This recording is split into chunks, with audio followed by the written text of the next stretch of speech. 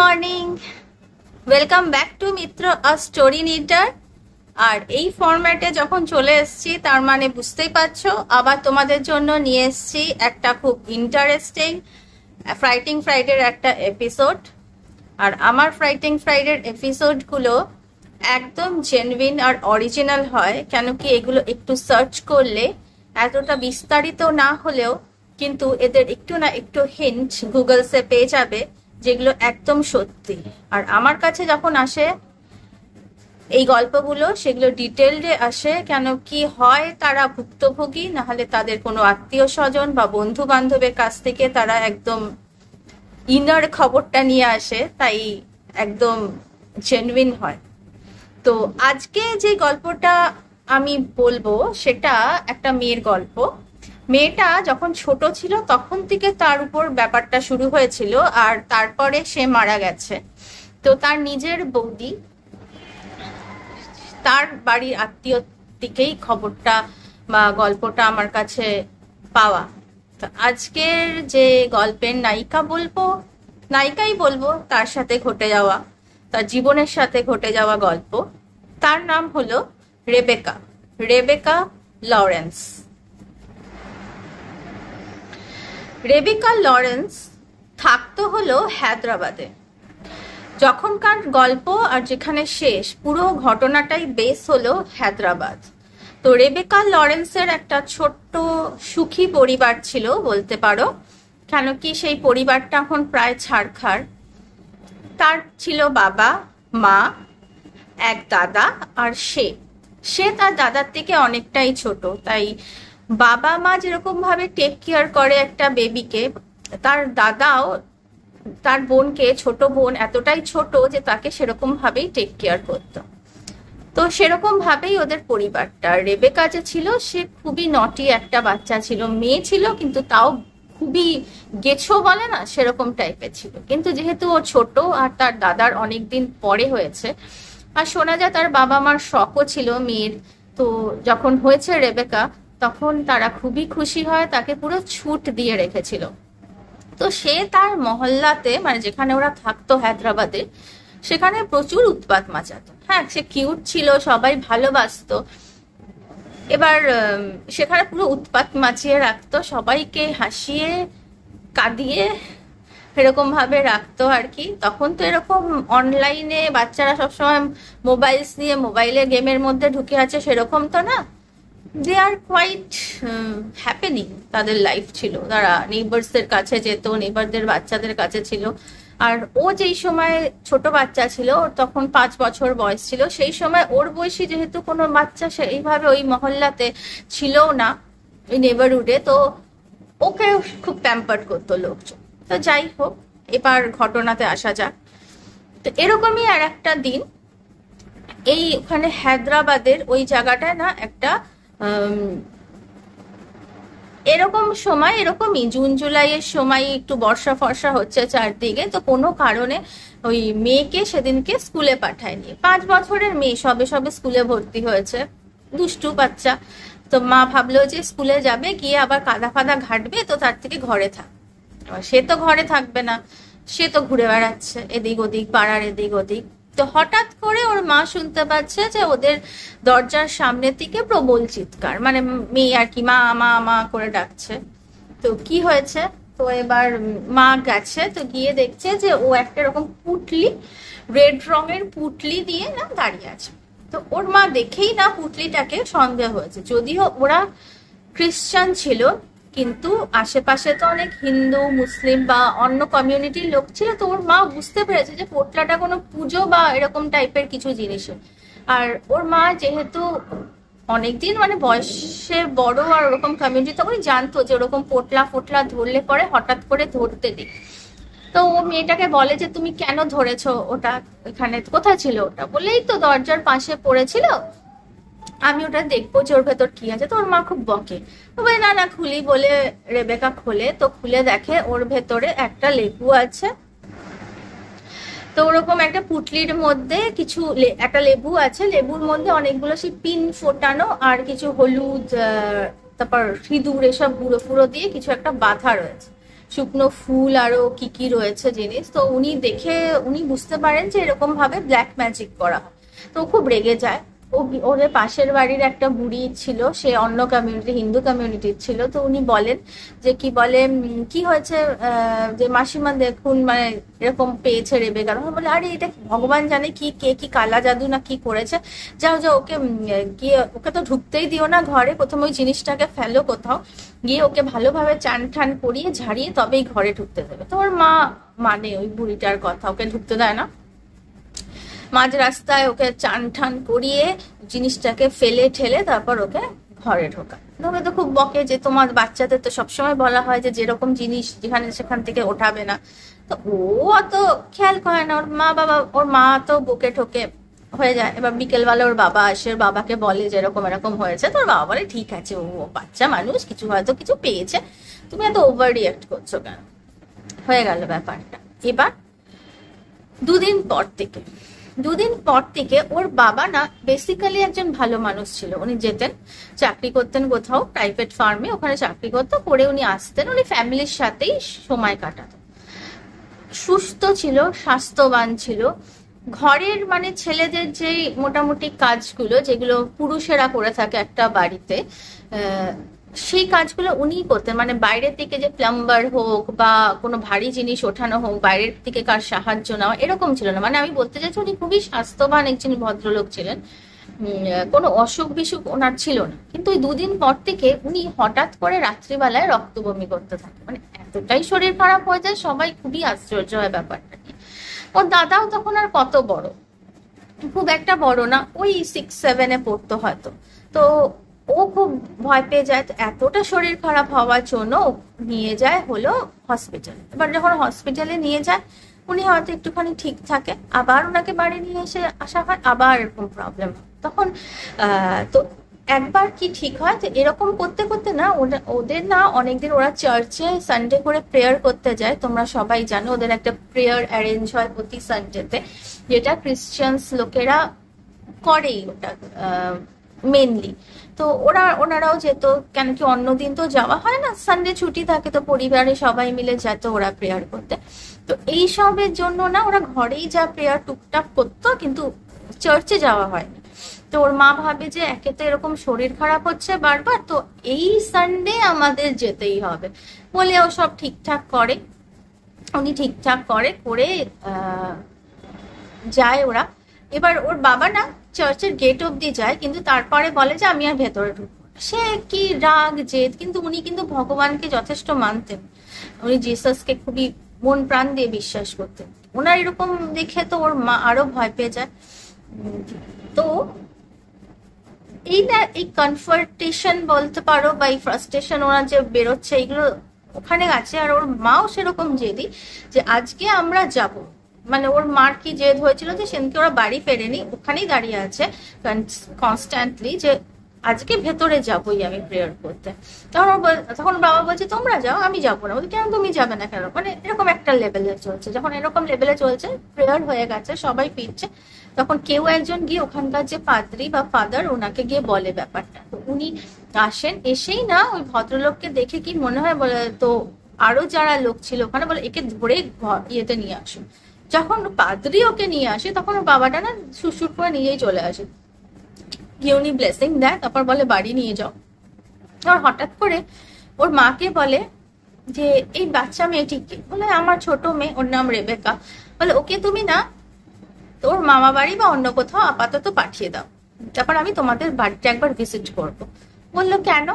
তখন বলছে কি আমার কিছু একটা লাগছে, তুমি যা বলছি তাই কর। ওরা যেহেতু ফাদারকে বিশ্বাস করতো, ওর মা তাই করে, ওকে ওর মামা বাড়িতে পাঠিয়ে দেয়। আর তারপর ওর বাবা ওখান থেকে আসার পর না অনেকটাই নর্মাল হয়ে যায়। তারপর ওই পাদ্রি যে ছিল সে আসে, ফাদার এসে পুরো ঘরটাকে দেখে, তখন বলছি এর ওখানে না কিছু একটা স্পিরিট আছে, আমি ছায়াটা অনুভব করতে পারছি, কিন্তু আমি বুঝতে পারছি না কি। তখন ওরা বলে কি বলছেন? তখন ওর মার না কথা মনে পড়ে যে এরকম এরকম হয়েছিল রেবেকার সাথে। তখন ও বলে, তখন ওই পাদ্রিটা বলছে আমি তো শিওর নই, কিন্তু আমার মনে হয় ওই যে পুটলিটা থেকে কিছু একটা হয়েছে, আর ও রেবেকার সাথেই আছে, এটা আমার ফিল হচ্ছে। তখন বলছে কি তাহলে রেবেকাকে এখান থেকে পাঠিয়ে দিয়ে কি ভালো করেছি? বললো আমার তো মনে হয়েছে। তারপর উনি না হোলি যে ওয়াটার আছে ওদের, ওটা স্প্রেড করতে থাকে। তো উনি প্রথমে বাইরে করে, ঘরের বাইরে ঠিকঠাক নর্মাল। এবার যখন ও ঘরের ভেতরে উনি পুরো দেয়ালে এরকম ভাবে স্প্রেড করতে থাকে, ছেটাতে থাকে, তখন দেখা যাচ্ছে পুরো কালো ছোপ ছোপ হয়ে যাচ্ছে। তো ওই যে ছেলেটি ছিল ওর ভাই দাদা, সে পরে বলেছে যে আমি ওই ক্লাস 6-এ পড়া বাচ্চা, কিন্তু আমিও তখন দেখে খুব অবাক হয়েছিলাম যে এই ওয়াটার ঘরের বাইরে কিচ্ছু হলো না, সেই ওয়াটার ঘরের ভেতরে এরকম কালো ছোপ ছোপ কেন পড়ে যাচ্ছিল? ওখানে তো কিছু জ্বলছিল না, মানে কিছু হচ্ছিল না, এরকম কালো ছোপ ছোপ কেন পড়ছিল ঘরের দেয়ালে? ওটা দেখে পাদ্রি বলে আমি শিওর যেখানে কোনো ইভিল স্পিরিট আছে, আমি কি করব জানি না, আমি তো ব্লেসিং দিয়ে গেলাম, দেখো কি হয়, বলে চলে যায়। তো কিছুদিন না ওদের বাড়িতে ওর বাবা ঠিক থাকে, তারপরে ওর বাবা আবার অসুস্থ হয়ে যায়। এবার যখন অসুস্থ হয়ে যায়, ওকে যখন হসপিটালে নিয়ে যায়, একদিন না উনি একদম পুরোপুরি সুস্থ হয়ে যায়, মানে একদম সুস্থ মানুষের মতন কথা বলে। তাহলে অন্য সময় কোকাচ্ছে, বিভিন্ন জিনিস বলছে যে এই ব্যথা করছে, ওই ওই অসুবিধা হচ্ছে, কিন্তু একদিন না পুরো ফিট, সকাল থেকে পুরো ফিট। তো ওর সবাইকে বলে যে আমি রেবেকাকে দেখতে চাই, আমাকে রেবেকাকে নিয়ে আসো, রেবেকাকে নিয়ে আসো। তখন ওরা বলছে কেন? বলছে কি হ্যাঁ হ্যাঁ আমি ভালো হয়ে গেছে, ওকে প্লিজ নিয়ে আসো। যখন ও রেবেকাকে নিয়ে আসে, তখন ওকে না ধরে কাঁদতে শুরু করে, বলে আমি তো ভেবেছিলাম তোর কাছে থাকবো, তোকে নিয়ে যাব। তখন ও বলে কোথায় নিয়ে যাবে ওকে, তুমি তো অসুস্থ না? আমি মানে একই কথা বলতে থাকি, কিন্তু আমার মনে হয় আমি আর পাচ্ছি না, এই করছি না, সেই করছি না, অনেক কিছু বলে। আর সেদিনকে রাত্রিবেলা হঠাৎ করে ওই ভদ্রলোক মারা যায়। ওরা তো পুরো শকড। এবার ও মারা যাওয়ার পরে ওর মা আর কি করে, ওর মা এই ঘটনাটা পাদ্রি সাহেবকে বলে। তো উনি বলেন এই বাড়িটাতে মনে হচ্ছে কিছু একটা পসেশন আছে, রেবেকার সাথেই হয়তো ঢুকেছিল। তো তোমাদের বাড়ির যে হেড, তাকে তো মেরেই ফেলেছে, তোমরা এক কাজ করো, এই বাড়িটা ছেড়ে দাও, বাড়িটা ছেড়ে দিয়ে তোমরা অন্য একটা বাড়িতে চলে যাও, এখানে হয়তো কিছু মানে আরো ঘটনা ঘটতে পারে। তখন ওরা বাড়িটা ছেড়ে দেয়, বাড়িটা ছেড়ে দিয়ে ওরা অন্য একটা বাড়িতে যায়। এবার অনেকদিন কেটে যায়, ছেলেটা যে বড় দাদাটা, ওটা উনি চাকরি করতে শুরু করে, আর যে মেয়েটা সে তখন সবে পাশ করে একটা জায়গায় পড়ছে আর কি, কলেজে পড়ছে। তো চাকরি করার সময় এবার রেবেকা একদিন রাত্রিবেলা শুয়ে আছে, হঠাৎ করে ওর কানে ফিস ফিস করে কে জানে বলে, রেবেকা, রেবেকা, তুমি কি আমার ডাক শুনছো? ও তো পুরো ভয় ভয় উঠে পুরো ফ্রিজ হয়ে যায়। তখন দেখে ওর সামনে, ও যেখানে শুয়েছিল সামনে একটা দরজা, দরজাটা হাট করে খোলা, ওখানে একটা কি ছায়া মূর্তি দাঁড়িয়ে আছে, আর ওকে বলে তখন তো তুমি যাওনি, এখন চলো আমার সাথে। ওপারে, ওপারে মানে কথাটা বলে ওপারে অনেক সুন্দর জীবন, আমার সাথে চলো। এবার রেবেকা নাকি পুরো পজিটিভ মতন উঠে দাঁড়ায়, উঠে দাঁড়িয়ে যখন বেরোতে থাকে, ওর মা তো ওই ঘরেই শুতো, হঠাৎ করে দেখছে ও স্লিপ ওয়াক করছে নাকি কি, এরকম ভাবে ঝাঁকায়। তো স্তম্ভিত মানে ফিরে আসে মেয়েটা, তখন ও বলে যে কি ঘটনা হয়। তখন ওর মা ওকে শুইয়ে দেয়। এই ঘটনাটা না দিনের পর দিন চলতে থাকে, আর মেয়েটা প্রচন্ড শরীর খারাপ হতে থাকে। আবার পাদ্রিকে বলা হয়, পাদ্রি আবার আসে, তখন বলে কি তোমাদের এই আশেপাশে কি কিছু ঘটেছিল? তখন বলছে যে হ্যাঁ, কিছুদিন আগেই আমাদের পাশের বাড়িতে একটা মেয়ে সুইসাইড করেছিল। পাদ্রি বলে যে তাহলে বোধহয় ওর সোলটা আবার রেবেকাকে এরকম ভাবে ডাকছে। তখন বলছে যে কিন্তু ও তো বলছে যে তখন নিয়ে যেতে পারেনি, ওয়ার্ডিং গুলো তো এরকম ছিল। বললো কি জানি, আমার মনে হচ্ছে ওই সোলটাই ওকে অ্যাট্রাক্ট করেছে, তোমরা এই বাড়িটাও ছেড়ে দাও। পাদ্রি, ওরা তো নিজেরা কিছু ডিসিশন নিতে পারছে না, যা পাদ্রি বলছে তাই করছে। তো ওরা ওই বাড়িটাও ছেড়ে দেয়। তারপর ওরা আর একটা নতুন একটা ফ্ল্যাটে এসে থাকে, ফ্ল্যাটে আসে। তো ওর মা বলে যে তারপর ওর দাদাটার না ততদিনে বিয়ে হয়েছে, আবার কিছুদিন একটা গ্যাপের পর ওর দাদাটার বিয়ে হয়েছে। তো ওর মা বলে যে আমি এখন আর, তাহলে তো ফ্ল্যাটটা ছোট ছিল, তো আমি আর রেবেকা তাহলে মামা বাড়ি চলে যাচ্ছে, তোমাদের বিয়ে হয়েছে, তোমাদের সংসারে লাগবে। তো সেই যে বৌদি এসছে তারই বাড়ির লোকেদের দিকে এই ঘটনাটা শোনা। তো ওরা বলে যে তাহলে তোমরা আর কি এখানে সংসার করো। তো দাদাটা যেহেতু বললাম যে ওর বোনকে খুবই ভালোবাসতো, বললো যে না না, তখন রেবেকা সবে সবে কোনো একটা জবে ঢুকেছে, তখন বলছে না না, ও সবে সবে জবে ঢুকেছে, মামা বাড়ি গেলে অনেকটা দূরে হবে, ও থাকুক আমাদের সাথে, আর এটা তো নতুন ফ্ল্যাট, এখানে কোনো প্রবলেম হওয়ার কথা না। আর ওর বৌদিও খুব ভালো ছিল, বলে যে হ্যাঁ আমার ছোট বোনের মতন ও থাকবে, কোনো অসুবিধা নেই। দুটো বেডরুম ছিল, তো ওর একটা বড় বেডরুমে থাকতো আর ছোট একটা বেডরুমে ও যেহেতু একা রেবেকা থাকতো, বেশ খোলামেলা, ওর ভালোই লাগছিল। একদিন রেবেকা অফিস থেকে ফিরছে, তো ওই কম্পাউন্ডে একটা বুড়ি থাকতো, সেই বুড়িটা একদিন এরকম করে আসছে, তো এসে হঠাৎ রেবেকাকে এরকম করে ধরে বলছে, এই মেয়ে তুই কে রে, তো এখানে কি করছে? বুড়িটা একটু ভুলক্কর টাইপের ছিল, তো বলে আরে আপনি আন্টি জানেন না, আমি তো ওই ফ্ল্যাটে এসেছি, আমরা তো নতুন এসেছি। বলে কোন ফ্ল্যাটে এসছিস তোরা? তখন ও বলে নাম্বার, পাগল তোরা, যা পালিয়ে যা পালিয়ে যা এখান থেকে পালিয়ে যা, এরকম একটা ঘটনা হয়। ও এসব দাদাকে বলে, ও দাদা বলে কত রকম লোক এখানে ঘুরে, এইসবের কথা আর মাথায় আনিস না, ঠিক আছে।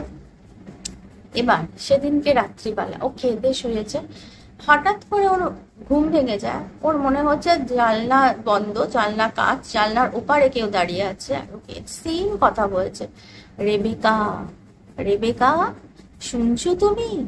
ও কেমন কাটা দিচ্ছে আমার, রাত্রিবেলা অন্ধকারে শুনে এরকম ভাবে তোমার কানের কাছে কি জানলার ওপারে দাঁড়িয়ে কেউ বলছে, রেবেকা রেবেকা শুনছো শুনছো তুমি?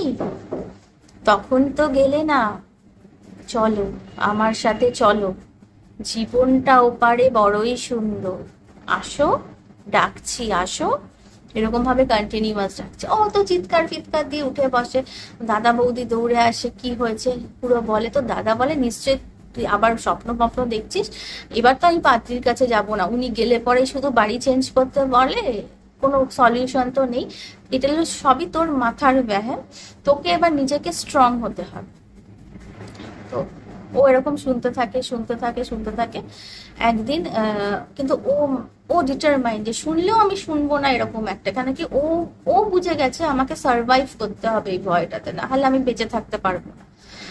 তো একদিন কি হয়, সেদিনকে কোনো একটা আমাবস্যার রাত ছিল, আমাবস্যা না মানে আমাবস্যার পরে সবে চাঁদ উঠেছে, মানে রাত্রিবেলার দিকে, এরকম ও শুয়ে আছে, হঠাৎ করে না ওদের ব্যালকনি ছিল, ব্যালকনির যে জানলা যেটা দিয়ে ও আওয়াজটা শুনতো, ব্যালকনির জানলার পাশে না একটা দরজাও ছিল, সে ওই দরজাটা হঠাৎ করে খুলে যায়, খুলে যাওয়ার পরে ওর মনে হচ্ছে খুলে গেল, খুলে গিয়ে মনে হলো যেন কেউ একটা আসছে, দেখে না ওর সেদিনকে আর কন্ট্রোল না করতে পারে প্রচুর চিৎকার করেছে। তো ওর বাবা বলছে, ওর দাদা আর বৌদি এসছে, এসে ও পুরো বলে, তখন বলে কি ঠিক আছে তোকে ভয় পেতে হবে না, আজকে আমরা ভেতরে যে দরজাটা সেটা খুলে আমরা শোবো, যাতে কিছু হলে পরে আমরা আসতে পারবো, তুই ভয় পাস না, তুই শো। এবার রেবেকা শুয়েছে, আবার রাত্রিবেলা সেম দেখছে যে এরকম কেউ আসছে, এসে এবার যেন মনে হচ্ছে ওর কানের কাছে কেউ বলছে ওই সেম জিনিস, রেবেকা রেবেকা শুনতে পাচ্ছ, আমার সাথে চলো। কারণ ও যখন এবার উঠেছে, ও তো ভাবছে যে দরজা খোলা ভেতরেরটা, তাহলে আমি ডাকলেই দাদা বৌদি আবার আসবে বলে, প্রথমত গলা দিয়ে ওর কোনো আওয়াজ বেরোচ্ছে না, তারপরে উঠে বসে দেখছে ঘর পুরো অন্ধকার, কিন্তু দরজাটা খোলা থাকলে যে বাইরে থেকে বাইরের ঘরের লাইট জ্বলছিল সেটা আলো আসার কথা, কিচ্ছু দেখছে পুরো অন্ধকার, ও বুঝতে পারলো দরজাটা বন্ধ। কি করে বন্ধ হয়ে গেছে জানি না, হঠাৎ করে প্রচন্ড শক্তি দিয়ে প্রচুর চেঁচায় দাদা দাদা করে, কিন্তু ওরা তো আসে না। অনেকক্ষণ পরে ও যখন মানে পুরো অবস্থা খারাপ, ওর বৌদি হঠাৎ করে দরজাটা খুব জোরে খোলে, তো দেখে লাইট জ্বালে দেখছে ও পুরো ফ্রিজ হয়ে বসে আছে, পুরো ঘামছে, পুরো ঘামে পুরো ভিজে গেছে। তো ওর বৌদি ওকে না খুব বকাবকি করে, বলে যে তোমাকে যে বললাম, যে তুমি একটা কথা শোনা, তোমাকে যে বললাম আজকে দরজা না বন্ধ করে শুতে, তোমরা বন্ধ করে শুয়ে পড়লে, আর আমাদের কত চিন্তা হচ্ছিল। তখন বলছে কি আমি আমি কোথায় বন্ধ করলাম, আমি তো ভাবলাম তোমরা বোধহয় বন্ধ করে দিয়েছো, আমি উঠিনি, উঠে এরকম এরকম হয়েছে পুরো জ্বরটা বলে। তখন ওর দাদাও আসে, তো দাদা এসে দেখে না বাইরের ওই ব্যালকনির দরজাটা জানলাটা সেদিনকে হাট করে খোলা, হু হু করে আওয়াজ উঠছে, মনে হয় ঝড় উঠেছে। তো এবার ওর ঘরের ব্যালকনি দিয়ে ওই দরজাটা দিয়ে যাওয়া যেত, আর ওই সেম ব্যালকনি অ্যাক্সেস করা যেত ওর দাদা বৌদির ঘর থেকে। তো ওর দাদা ওই মানে ওর বোনের ঘর থেকে গিয়ে বন্ধ না করে ও ভাবে যে আমি ওই নিজের ঘর থেকে গিয়ে বাইরে থেকে বন্ধ করে দেবো কিছু একটা দিয়ে আর কি, এই ভেবে ও যায়, গিয়ে ওর ঘরের মানে দরজা জানলা দরজা দিয়ে আর কি ব্যালকানিটায় আসতে গিয়ে না কিছুক্ষণ আর কোনো সারা শব্দ নেই। অনেকক্ষণ হয়ে গেছে, ওর বৌদি হলে কি হলো, ওর দাদাকে ডাকছে, তারপর ধুপ করে একটা কিছু পড়ে যাওয়ার সবাই তো দৌড়ে দৌড়ে গেছে, গিয়ে দেখে ওর দাদা অজ্ঞান হয়ে পড়ে আছে, ওনাকে আবার নিয়ে আসা হয়। তখন ওর দাদা মানে ওর জল দিয়ে মানে জ্ঞান আসার সঙ্গে সঙ্গে ওর মাকে ফোন করে পুরো ঘটনা বলে।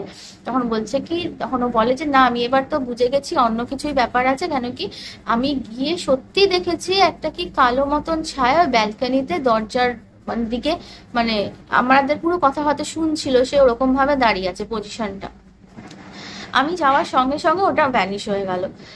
সো আমি প্রচন্ড, তখন ওর মা বলে যে পাত্রীর কাছে যাবে, বলে যে না এবার আর আমি পাত্রীর কাছে যাবো না, ওই পাত্রীর কাছে ও তো সবসময় ঘরই চেঞ্জ করতে বলে, অন্য কারোর কাছে যাবো। তখন অন্য কারোর কাছে যাবে কি করে, তো ওই কমিউনিটিতে আরো যে বললাম ওটা মিক্সড কমিউনিটি ছিল, তো ওখানে কোনো একটা পণ্ডিতকে সাথে মানে ওর ফ্রেন্ডের থ্রু দিয়ে ওর একটা মানে পণ্ডিতের কাছে যায়। তখন পণ্ডিত অনেক কিছু করার পরে তখন বলে যে আমি বুঝতে পারছি, তো তোমরা যেই ভগবানকে ডাকো না, সেই ভগবানের তোমরা শরণ নাও, নিশ্চয়ই কোনো একটা ওয়ে আউট হবে।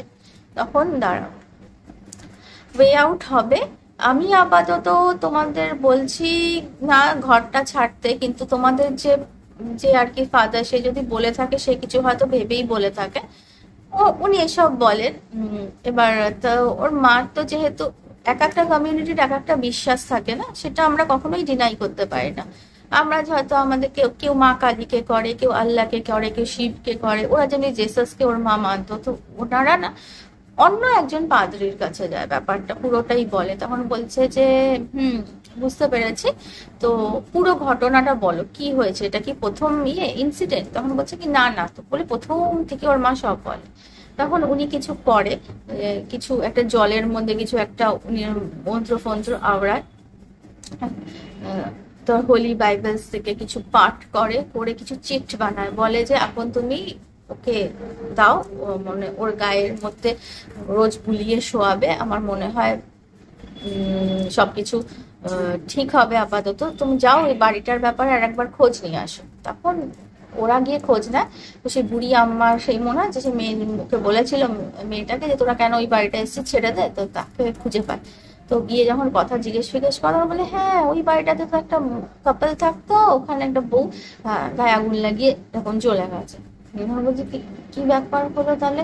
তারপর ও এসে আবার এই পরে যে পাত্রী আছে না ওনাকে বলে, তো উনি তারপরে বলে যে ও তার মানে রেবেকা ও যে সেই ইয়েটাকে খুলেছিল না, ও একটা নিজেকে ওই যে সেই কেউ একটা ব্ল্যাক ম্যাজিক করেছিল বা কিছু একটা জিনিস তারা ফেলে দিয়েছিল, যেটা ও ধরেছে, হয়তো ওকে ডাইরেক্টলি ব্ল্যাক ম্যাজিক করেনি, কিন্তু রেবেকা একটা পোর্টাল তৈরি হয়ে গেছে, মানে ওর আশেপাশে কোনো নেগেটিভ এনার্জি থাকলেই না ও অ্যাট্রাক্ট করে ওটাকে। বললো এখন উপায়, বলে হ্যাঁ সেই যে নেগেটিভ এনার্জি গুলো আসে, সে নিজের পোর্টালকে যে আর কি ওর আধার, ওই নেগেটিভ এনার্জি গুলো আধার, তাকে তারা সাথে করে নিয়ে যেতে হয়, মানে ওর সাথে এক এক করে জুড়েই গেছে। ফার্স্টে ওই সেই পোটলা থেকে একজন একটা জুড়েছে, তারপরে ওরা যে পরের যে ঘরে থাকতো সেখান থেকে একটা জুড়েছে, এখানে এসে আর একটা যে নেগেটিভ এনার্জি আশেপাশে ছিল সেটা জুড়েছে, মানে তিনটে জিনিস ওকে জুড়ে রেখেছে, they are trying to take her away. তখন বলছে তাহলে এবার উপায়, বলছে আমি তো মাদুলি ফাদুলি দিয়ে দিচ্ছি, অনেক মানে ওকে যা প্রোটেকশন দেওয়ার আমি দিয়ে দিচ্ছি, জানি না কতদিন কি হবে, লেটস ট্রাই। তখন বললে কি ঘর কি আমরা ছেড়ে দেবো? বললো ছাড়তে পারো, কিন্তু তোমরা যেখানেই যাবে সেখানে যদি কোনো নেগেটিভ সোল থাকে সেটা ওর ভেতর আসার চেষ্টা করবে, কারণ কি ওর ভেতর অলরেডি নেগেটিভিটি আছে না, নেগেটিভ সোল গুলো আছে, তারা ওকে অ্যাট্রাক্ট করবে। এবার তোমাদের আপ টু, তোমরা যে এই বাড়িতে থাকবে কি থাকবে না। তো ওরা আর ওখান থেকে যায় না, ওখানেই থাকে। কিছু বছর পরে রেবেকার বিয়ে হয়, ভালো বাড়িতে বিয়ে হয়। এবার বিয়ের রাত্রে যখন ওকে সাজানো হয় না ব্রাইডের, তার আগের দিন কিছু রিচুয়ালস থাকে, যখন সাজানো হয়, বিয়ে হয়ে যায়। বিয়ে হয়ে যাওয়ার পর সেদিনকে রাত্রিবেলা ও না কি মনে হয় হয়তো সাজানোর জন্য বা ওর হাতে ফাতে যে প্রোটেকশন গুলো দিয়েছিল না, হয়তো সাজার জন্যই হোক বা কিছুর জন্যই হোক, ও না প্রোটেকশন চেনকে খুলে ফেলে। আর তার পরদিন সকালবেলা ওর বরের সাথে শুয়েছিল, তার পরদিন সকালবেলা ওর মৃতদেহ পাওয়া যায়। তো সেটা নিয়ে তো খুবই হইচই হয়, এই কেসটা বোধহয় হায়দ্রাবাদ টাইমস বা ওখানে বেরিয়েও ছিল, the case story of Rebecca Lawrence. তারপরে যখন ওই পাদ্রীকে পরে আবার গিয়ে জিজ্ঞেস করা হয়, তখন বলে আমি তো বলেইছিলাম আমি জানি না কতদিন ওকে প্রোটেকশন দিতে পারবো। ও যখন ওইগুলো খুলে ফেলেছে না, ওই যে 3 জন নেগেটিভ এনার্জি ছিল সেগুলো কিন্তু ওর ভেতরেই ছিল, তারা কোনোদিনই ওখানে যায়নি, শুধু প্রোটেকশন দেওয়া ছিল যাকে ওর সোলটাকে ওরা নিয়ে যেতে না পারে। কিন্তু যখন প্রোটেকশন খুলে ফেলছে, ওরা সুযোগ পেয়েছে, ওকে নিয়ে চলে গেছে। এরপরে আশা করি তোমাদের আর কোনো অসুবিধা হবে না বা কিছু তোমাদের সাথে কিছু ভৌতিক ঘটনা ঘটবে না বলেও আবার ব্লেসিংস দিয়ে দেয়। ততদিনে ওর দাদার একটা ছোট ফুটফুটে বেবিও হয়েছে, তো সবাইকে প্রোটেকশন দেয়। তারপর থেকে আর ওদের সাথে সেরকম ভাবে কোনো ঘটনা ঘটেনি।